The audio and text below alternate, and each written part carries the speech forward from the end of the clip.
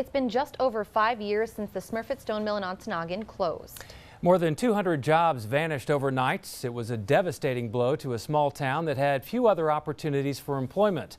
Tonight, in the first of two parts, I revisited the town to find out how it's been able to survive an economic catastrophe.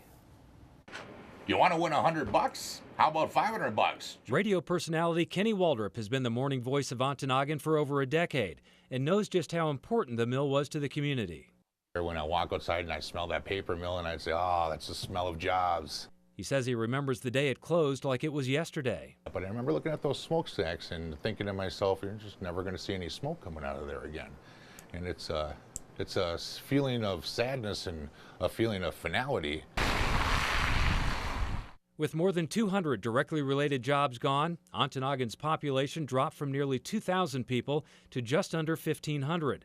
School enrollment is down from 511 students in 2009 to just 344 last fall, forcing tough decisions on staff and program cuts. Unfortunately, we've lost our art program.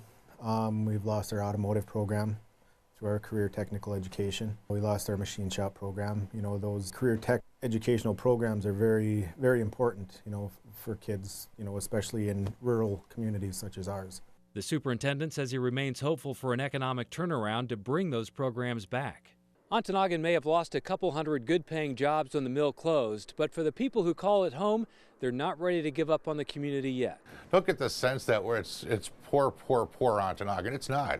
It's not. We're a good area. We're a solid area, and there's only going to be improvement. Village manager Joe Erickson says he's pinning his hopes in part on Highland Copper, which could bring copper mining back to the area in 2 to 3 years.